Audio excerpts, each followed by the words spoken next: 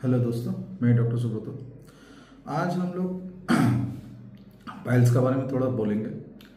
ये पाइल्स लेके बहुत ज़्यादा कॉन्फ्यूजन है। काफ़ी पेशेंट हम लोग को फ़ोन कर रहा है, क्या परमानेंटली ठीक हो जाएगा, क्या कितना दिन में ठीक होगा और कभी फिर से नहीं आएगा। मैक्सिमम होम्योपैथ में हम लोग का यहाँ पर जब भी फ़ोन करते हैं सबको, होम्योपैथ में एक हमेशा मिथ है, कुछ मिथ है। जब परमानेंट क्योर, ये परमानेंट क्योर हर जगह पॉसिबल नहीं होता है, इसको पहले आपको समझना पड़ेगा। कोई बोलता है permanent cure in the sense आपका लाइफ टाइम में कभी वापस नहीं आना, उसको कंप्लीट क्योर बोला जाता है।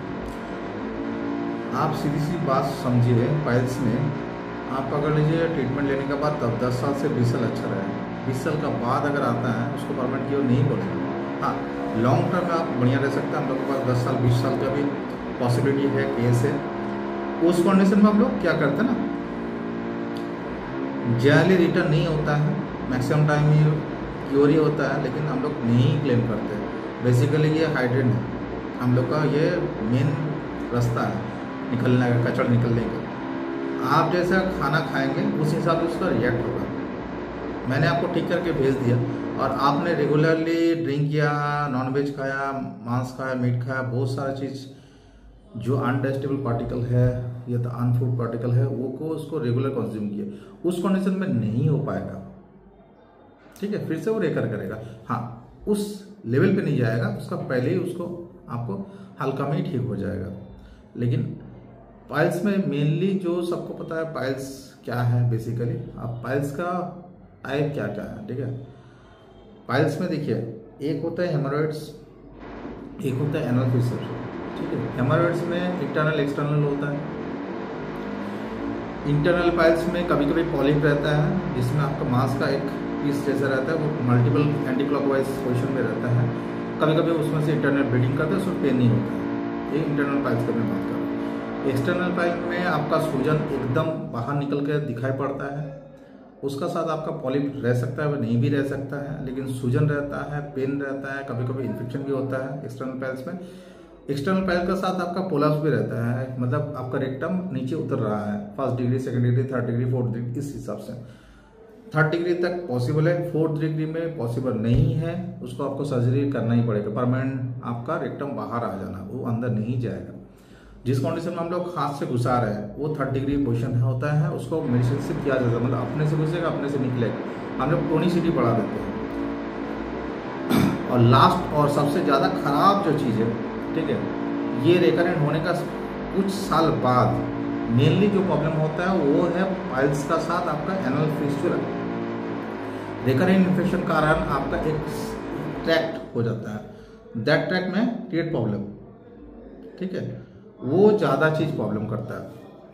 उस कंडीशन में हम लोग वो फिस्टुला को तैयार करके रिपेयर करने में बहुत ज़्यादा समय लग जाता है। वो मतलब वो परमानेंट होता है, लेकिन वो आपको काफ़ी समय देना पड़ता है। जैसे ये नॉर्मल आपका हेमोरॉइड या फिशर में आपको 60 to 90 डेज में अच्छा खासा 90% रिजल्ट दिखाई पड़ जाएगा। लेकिन फिस्टुला में क्या है ना, फिस्टुला में मिनिमम पकड़ के चलिए 6 महीने से 9 महीना मिनिमम। उस दौरान आपको काफ़ी सारा प्रोसेस से गुजरना पड़ेगा और काफ़ी चैलेंजिंग भी है हम लोग के लिए। मल्टीपल होने से और भी ज़्यादा चैलेंजिंग है, इन्फेक्शन का रिकरेंट होना, साथ में आपका कैंसर का तैयार होना, बहुत ज़्यादा कुछ कॉम्प्लिकेशन रहता है। तो इस कंडीशन को ओवरकम करना है। लेकिन जिसका भी पाइल्स है, कुछ बात को हमेशा ध्यान रखिए। आपका पाइल्स जिसका भी हुआ है, इंटरनल और एक्सटर्नल हो, थोड़ा भी आपको लग रहा है एनल फिशर का साथ, ठीक है। और एक चीज़ जो काफ़ी सारा डॉक्टर मिस कर जाते हैं, नहीं देखते, एनल स्टेनोसिस बोल के एक बात है। ठीक है, उसका कभी कभी कोई डॉक्टर पाइल्स बोलते हैं, या तो आपका बोलते हैं रेक्टम से आपका एनल फिशर हो रहा है। एनल फिशर का ये और एक मेजर कारण है आपका रेक्टम का ड्राइनेस होना ज़्यादा, और साथ में आपका ये एनल स्टेनोसिस, मतलब आपका एनल रेक्टल नॉर्मल आदमी से छोटा है। ठीक है, वो आपका सर्जरी से ठीक हो सकता है, लेकिन वो परमानेंट ठीक नहीं होता है, इसलिए हम लोग उसको छेड़खानी नहीं करते। क्योंकि आपका मेन गटर अगर कट जाएगा तो वो प्रॉब्लम हो गया।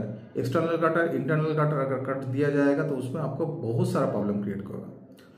तो हमेशा कोशिश कीजिएगा पाइल्स में नॉर्मल खाना पीना खाना, उस टाइम में नॉनवेज कम्प्लीटली ऑफ कर देना, और ज़्यादा करके सब्जी फ्रूट्स में जोड़ दीजिएगा, सब्जी में जो आपका फाइबर प्रोड्यूस करे, ठीक है, फाइबर एनरिच प्रोड्यूस जो होता है उसको खाना है ज़्यादा करके। केला खा सकते हैं, आपका फ्रूट्स में खा सकते हैं, सिंपल चावल, आपका सब्जी, ये सब चल सकता है। लेकिन आप बोलेंगे मैं कांस्टेंट दाल खाऊंगा, ठीक है, वो नहीं चलेगा।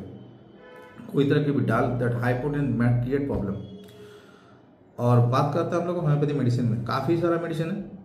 जैसे कि हम लोग का सबसे एस्क्यूलर सीफ है, इसको 200 पोटेंसी पे 2 से 3 बार आप ले सकते हैं। आपका हेमामिलिस है, इसको भी 200 पोटेंसी 3 से 4 बार ले सकते हैं। हम लोग का नाक्सवोम मेडिसिन है, इसको भी आप 30 पोटेंसी में 1 बार या 2 बार ले सकते हैं। पायोनिया है, रेटनिया है, थूजा है, मार्क्सोल है, सल्फर है, बहुत सारा मेडिसिन है। बट डिपेंड करता है क्या पेशेंट को लगेगा। ये एक डॉक्टर ही आपको बता सकता है, सजेस्ट कर सकता है। आप नेट में बहुत सारा पढ़ सकते हो, देख सकते हो, लेकिन पर्टिकुलर पैथोलॉजी जानना बहुत जरूरी है। काफ़ी सारे डॉक्टर ऑनलाइन में ज्ञान देते हैं, ये खा लीजिए, वो खा लीजिए। मैं एक ही बात बोलूँगा, आप जिसको भी पसंद है आप उसको दिखाइए, उसमें कोई इशू नहीं है। लेकिन उसको पैथोलॉजी पता होना चाहिए, पैथोलॉजी के बारे में नॉलेज होना चाहिए प्रॉपरली, आपका डायग्नोसिस प्रॉपर होना चाहिए। और कोलोनोस्कोपी इस कंडीशन में मास्ट होता है कभी कभी, अगर लॉन्ग टर्म में है, 2 साल का ऊपर है, 3 साल से है, कोलोनोस्कोपी जरूर करवाना चाहिए। साथ में कुछ ब्लड टेस्ट भी है जो कोलोरेक्टल कैंसर को रिप्रेजेंट करता है, उस कंडीशन को देखना जरूरी है। क्योंकि आप पकड़ लीजिए, आप कोलोरेक्टल प्रॉब्लम से, रेक्टल कैंसर से पीड़ित है, आपने साल भर का ट्रीटमेंट ले लिया, पता चला आपका रेक्टल कैंसर है, आप उस डॉक्टर को गाली देंगे, ठीक है ना। आप फिर उसी टाइम बोलेंगे आप पहले मुझे क्यों नहीं दिया। तो ये कंडीशन को ओवरकम करने के लिए हमेशा टेस्ट जरूरी है, साथ में आपका मेडिसिन भी प्रॉपर मेडिसिन जरूरी है। रिकवरी आप अगर ब्लीडिंग बोले, ठीक है, हम लोग का पास, हम लोग ने कर करके अभी का दिन में हम लोग पकड़ लीजिए, किसी का भी रेक्टल ब्लीडिंग हो, कितना दिन भी पुराना हो, ठीक है, हम लोग बोलते कि 72 आवर्स, 72 घंटा, या तो मुझे हम लोग को 7 दिन दे दीजिए, आपको हम लोग 72 घंटे के अंदर दिखा देंगे कि चेंजेस कितना आ रहा है। 50% के ऊपर डेफिनेटली ब्लीडिंग में चेंजेस आना शुरू हो जाएगा। 7 डेज में अप्रोक्स मोटा मोटी बंद हो जाता है, रहता नहीं, कितना ही पुराना हो, ठीक है। ये हम लोग का भी टेस्टेड है, एकदम 100% टेस्टेड है। किसी भी जगह ब्लीडिंग हो, कहीं भी हो, ब्रेन में हो, आपका ऑपरेशन करने के बाद, सर्जरी के बाद, कहीं भी इंटरनल आई का हेमरेजिक हो, कहीं भी हेमरेजिक हो, उस कंडीशन में अगर हीमोस्टेट करना है, हम लोग का अच्छा खासा मेडिसिन है, उसको आपको 72 घंटा से आपका 3 दिन या 4 से 5 दिन के आपको फर्क पड़ जाएगा, आपको पता चल जाएगा क्या हो रहा है। तो उस कंडीशन में डरना नहीं है, ट्रीटमेंट करना है, ठीक है। आज के लिए इतना ही, बाद में हम लोग फिर बात करेंगे दूसरा कोई डिजीज के बारे में। मैंने बहुत ज़्यादा जल्दी बताया क्योंकि वो छोटा करने के लिए, अगर मैं बड़ा कर दूंगा तो प्रॉब्लम हो जाएगा। हम लोग ने जो दवाई बताया, इस दवाई का आप ऑनलाइन सर्च कर सकते हैं, देख सकते हैं, साथ में आपका पैथोलॉजी अगर मैच करता है तो आप जरूर ले सकते हैं। हम लोग का होम्योपैथी में 2 चीज़ कॉमन है, एक कॉन्स्टिट्यूशनल मेडिसिन, एक पैथोलॉजिकल मेडिसिन। जो हम लोग मॉडर्न साइंस में जो करते हैं, हम लोग पैथोलॉजिकल और कॉन्स्टिट्यूशन दोनों को मिक्स करके करते हैं। जो आपका हम लोग का ओल्ड ट्रेडिशन और न्यू ट्रेडिशन दोस्त को कंबाइन करके करते हैं, उसमें पेशेंट का रिजल्ट बहुत जल्दी आता है, क्योंकि वो अपर लेवल में काम करता है और वो लोअर बेस लेवल में काम करता है। पैथोलॉजिकली काम करते हैं, एक डायनेमिकली काम करता है। उस कंडीशन में पेशेंट का रिकवरी रेट बहुत ज़्यादा जल्दी है, ठीक है।